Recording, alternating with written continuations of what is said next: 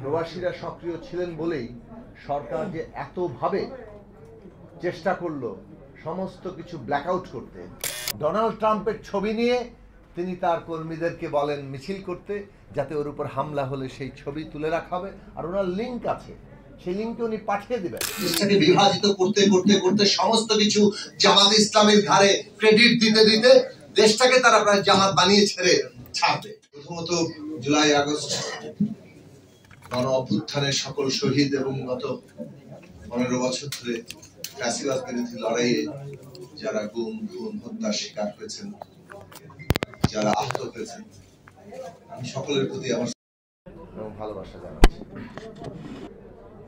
প্রবাসীরা অত্যন্ত গুরুত্বপূর্ণ ভূমিকা পালন করেছে এবং এই কথাটা আমরা প্রায়ই প্রবাসীদের বলতাম যে আমরা তো এখানে নানা ধরনের সংকট চাপের মধ্যে থাকি, সার্ভেলেন্স থেকে শুরু করে হুমকি, কিন্তু প্রবাসীরা তুলনামূলকভাবে কিছুটা নিরাপত্তার মধ্যে আছেন, স্বাধীনতার মধ্যে আছেন, তারা ভূমিকা পালন করতে পারেন, টেকনোলজিক্যালিও তারা অ্যাডভান্স। এবং এইটা তারা যে আসলে যখন একটা জিনিসের মধ্যে ইনভলভ কিংবা লিপ্ত হন তখন যে সেটা তারা পারেন, তার বহু ভীষণ বড় দৃষ্টান্ত এই জুলাই আগস্টে দেখা গেছে। প্রবাসীরা সক্রিয় ছিলেন বলেই সরকার যে এতভাবে চেষ্টা করলো সমস্ত কিছু ব্ল্যাকআউট করতে, সেটা সত্ত্বেও তারা পারেন। এটা মূলত প্রবাসীদের ভূমিকার কারণেই, এবং সেই ভূমিকাটার জন্য আমরা তাদের কৃতজ্ঞতা জানাই, ধন্যবাদ জানাই।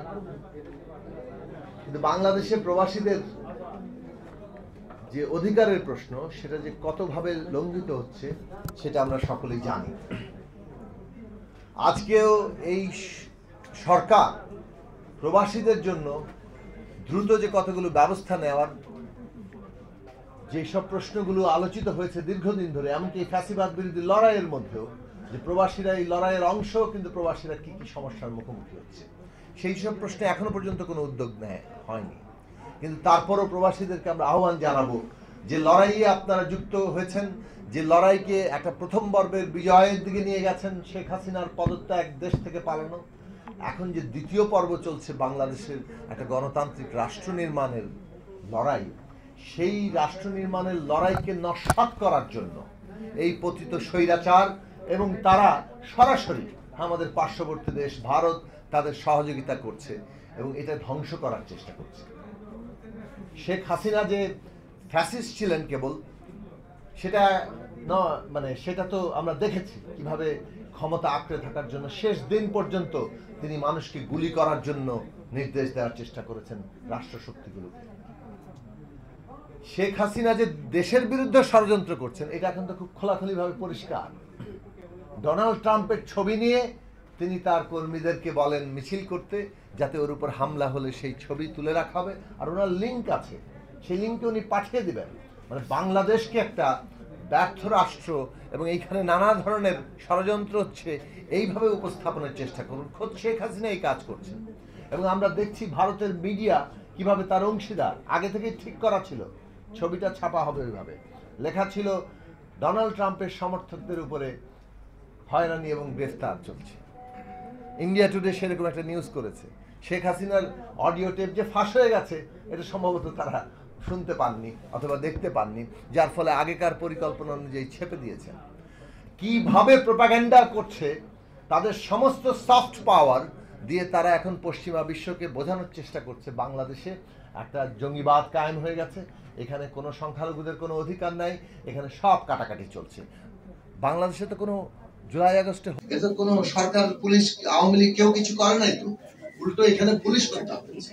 এই প্রোপাগ্যান্ডা কেবল বিদেশে না, বাংলাদেশে এখন অনেক লোককে সাবস্ক্রাইব করতে দেখছি যে আসলে গুলিটা পুলিশ করে নাই, আওয়ামী লীগের লোক করে নাই।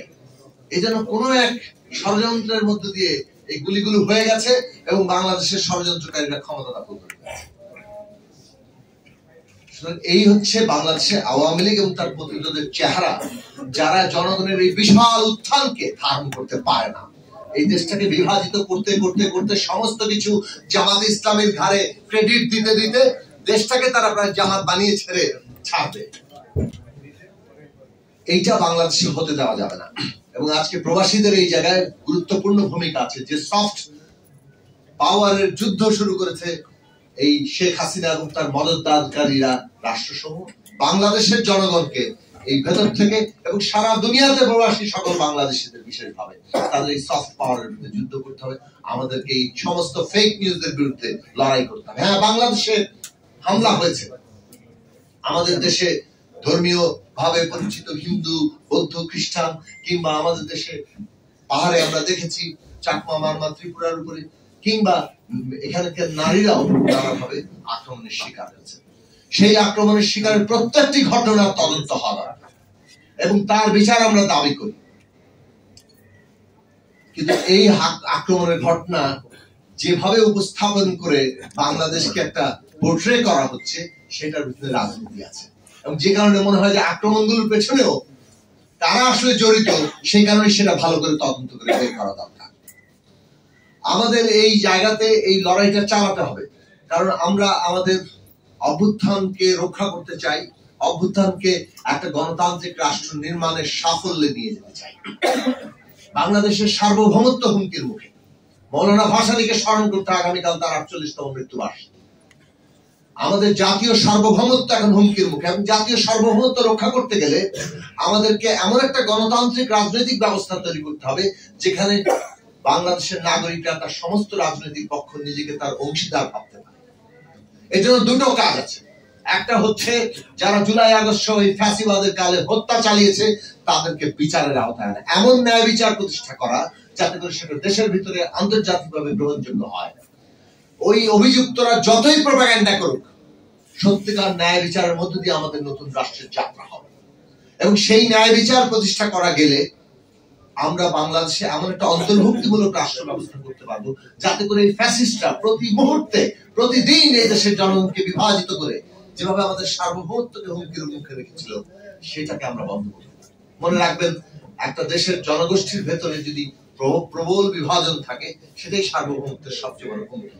জনগণ যদি ঐক্যবদ্ধ না থাকে, কেবলমাত্র সেনাবাহিনী অস্ত্র দিয়ে কিংবা অন্য কিছু দিয়ে সার্বভৌমত্ব রক্ষা করা যায় না।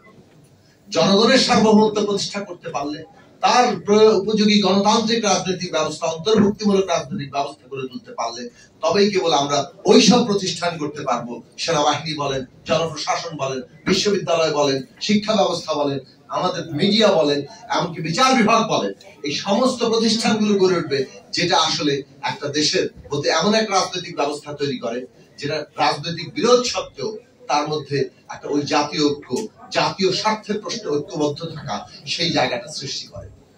ওইটা বাংলাদেশ রাষ্ট্রের জন্য আগামী দিনের পথ। বাংলাদেশের ভবিষ্যৎ অত্যন্ত উজ্জ্বল। বাংলাদেশ যদি একটা জাতীয় ঐক্যের উপর দাঁড়িয়ে, অর্থাৎ একটা অভিন্ন গণতান্ত্রিক রাজনৈতিক ব্যবস্থা যেখানে সবাই অংশীদার ভাবে সেই রাজনৈতিক ব্যবস্থার উপর দাঁড়াতে পারে, তাহলে বাংলাদেশ আগামী দিনে গ্লোবাল সাউথের একটা নেতৃস্থানীয় দেশ হিসেবে হাজির হতে পারে। এইটা বাংলাদেশের সামনে ভবিষ্যৎ এবং ওই ভবিষ্যৎ যদি আমাদের তৈরি হয়, বর্তমান ইন্টার রিলেটেড আন্ত সম্পর্কিত বৈশ্বিক ব্যবস্থা যেখানে অর্থনৈতিক ভাবে একের উপর নির্ভরশীলতা আছে, সেইখানে আমরা আমাদের সার্বভৌমত্ব রক্ষার ক্ষেত্রে নতুন জায়গায় যেতে পারবো, কারণ অর্থনৈতিক স্বাবলম্বিতাই সার্বভৌমত্বের অন্যতম গুরুত্বপূর্ণ গ্যারান্টি আজকের দুনিয়াতে।